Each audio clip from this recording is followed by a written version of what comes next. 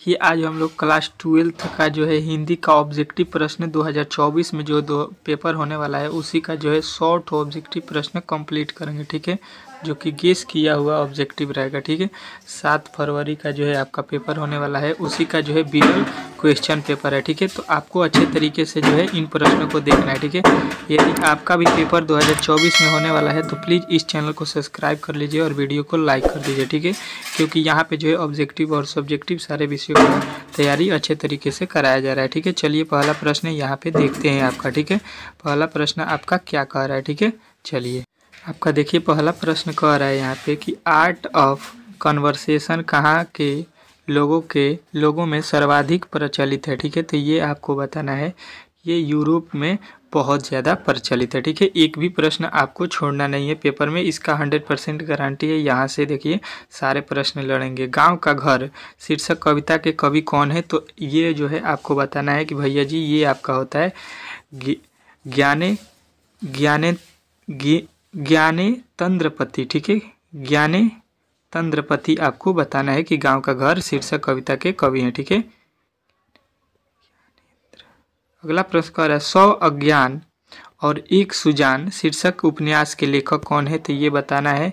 ये जो है आपका होता है भैया जी बालकृष्ण भट्ट। ये आपको गलती नहीं करना है। ठीक है, चलिए अगला प्रश्न कह रहा है बोलने से मनुष्य के रूप का साक्षात्कार होता है, यह किसने कहा है, तो ये आपको बताना है कि ये कथन जो है भैया जी आपके बोन जॉनसन ने की कहा है। ठीक है, चलिए अगला प्रश्न कह रहा है बिस्नी कौन है। बहुत ही इंपॉर्टेंट प्रश्न है कि बिस्नी कौन है, तो आपको बताना है कि भैया जी बिस्नी जो है वो मानक की माँ है। ठीक है, गलती नहीं करना है। लेखक शब्द का स्त्रीलिंग रूप क्या होगा, तो ये बोलना है भैया जी कि लेखक शब्द का तो हम लोगों को मालूम है कि लेखिका होता है। ठीक है, चलिए अगला प्रश्न देखिए कह रहा तो अभिनेता शब्द का स्त्रीलिंग रूप क्या होता है, तो बोलना है भैया जी इसका जो है स्त्रीलिंग रूप लेखिका होता है। ये गलती आपको नहीं करना है। पृथ्वी को धारण करने वाला के लिए एक शब्द क्या होता है, तो जो पृथ्वी को धारण करता है उसके लिए आपको बताना है आकाश पिंड। ठीक है, गलती कहीं से आपको नहीं करना है। मृग जैसे नेत्रों वाला के लिए एक शब्द क्या होगा। ठीक है, तो मृग नयनों वाला के लिए एक शब्द आपको बोलना है भैया जी मृग नयनी। ठीक है, गलती नहीं करना है। ठीक है, एक भी प्रश्न आपको पेपर में गलती नहीं करना है। अज्ञे का पूरा नाम क्या है, तो बोलना है अज्ञे का पूरा नाम आपको सचितानंद हीरानंद वात्सल्य अज्ञे होता है, तो आपको गलती नहीं करना है। ठीक है, केवल वीडियो को आपको देखना है। ठीक है, सारे प्रश्न मैं कंप्लीट कराऊंगा। ठीक है, मुक्तिबोध का पूरा नाम क्या है, तो बोलना है भैया जी मुक्तिबोध का पूरा नाम जो है आपका बोलना है कि गजानन माधव मुक्तिबोध। ठीक है, गलती नहीं करना है। ठीक है, जिसका जन्म बाद में हुआ हो उसके लिए उसको हम लोग क्या बोलते हैं, तो उसको हम लोग बोलते हैं अग्रज। ठीक है, जो बड़ा होता है। ठीक है, और अनुज मने जो छोटा होता है। ठीक है, तो गलती कहीं से नहीं करना है। निम्न में से कौन शुद्ध शब्द है। ठीक है, शुद्ध शब्द कौन लिखा गया है, तो बोलना है भैया स्वर्ग जो है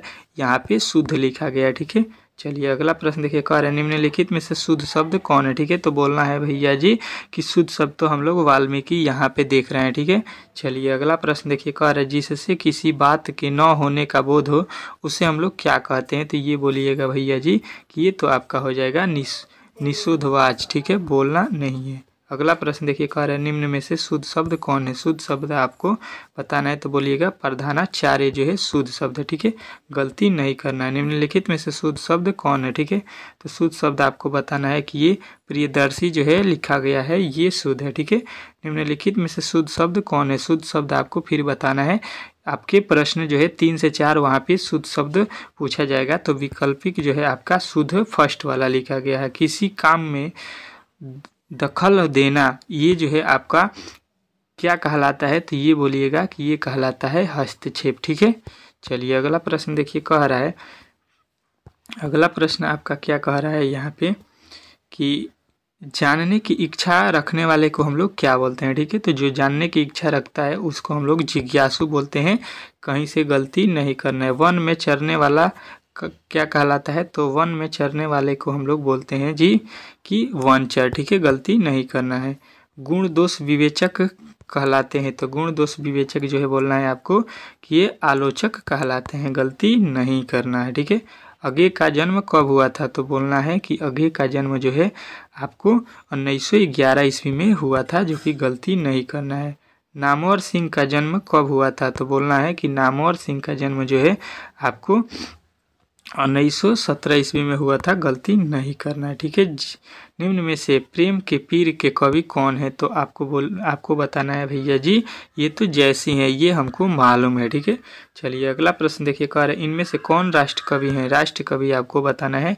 तो दिनकर साहब जो हैं आपके वो राष्ट्र कवि हैं, कभी नहीं भूलना है। ठीक है। अगला प्रश्न कह रहा है आचार्य रामचंद्र शुक्ल की नज़र में बाल कृष्ण भट्ट क्या थे। ठीक है। तो ये बताना है कि ये आपके जो हैं साहित्य के एडिशन थे। ठीक है। गलती नहीं करना है। 28 की निम्नलिखित में से लोकनायक शब्द किसके लिए जो है प्रयोग किया जाता है, तो ये बोलिएगा ये भैया जी ये तो होता है जयप्रकाश नारायण के लिए। ठीक है। गलती नहीं करेंगे। निम्नलिखित में से ब्रजराज कुंवर कौन है, तो ब्रजराज कुंवर जो है बताना है कि भैया जी ये तो कृष्ण है। ठीक है। गलती कहीं से नहीं होगा। ठीक है। सूरदास के रचनाकार कौन है, तो सूरदास के रचनाकार जो है आपको बताना है कि सूरदास जो है सूरसागर के रचयिता हैं। ठीक है। सूरसागर के रचयिता कौन है, तो सूरदास हैं, गड़बड़ नहीं होगा। ठीक है। गड़बक में कौन बात पाई जाती है। ठीक है। अकड़बक में कौन सी बात पाई जाती है। ठीक है। सॉरी यहाँ पे थोड़ा सा मिस्टेक हो गया, तो ये बताइएगा प्रेम की महिमा पाई जाती है। ठीक है। अगला प्रश्न देखिए, कह रहे हैं नामवर सिंह के गुरु कौन थे। ठीक है। तो नामवर सिंह के गुरु जो है आपको बताना है कि हजारी प्रसाद द्विवेदी जी हैं, ये आपको गलती नहीं करना है। कामयानी के रचयिता कौन है, तो ये बोलिएगा कि भैया जी कामयानी के रचयिता जयशंकर प्रसाद जी हैं, गलती नहीं होगा। ठीक है। हंसते हुए मेरा अकेलापन हिंदी साहित्य की कौन सा विधा है, तो ये बोलिएगा भैया जी ये आपका डायरी है। ठीक है। गलती नहीं करना है। निम्नलिखित में से गद्य कविता कौन है, तो गद्य कविता जो है आपको बताना है भैया जी कि गद्य कविता आपका हार जीत है। ठीक है। गलती कहीं से नहीं होगा। भूषण किस रस के महान कवि है। ठीक है। तो भूषण बताना है जी कि आपके जो है वीर रस के महान कवि हैं। ठीक है। गलती नहीं होगा। ओ सदानीरा निबंध किस नदी को आधार बनाकर लिखा गया है, तो ये बोलना है कि ये आपका ऑप्शन नंबर डी गंडक नदी। ठीक है। गलती नहीं करना है। जयसी किस काल खंड के कवि हैं, तो ये बोलना है भैया जी ये आपके भक्ति काल के कवि हैं, गलती नहीं करना है। संत तुलसीदास कैसे कवि हैं, तो ये बोलना है भैया जी ये आपके छायावादी कवि हैं, गलती नहीं होगा।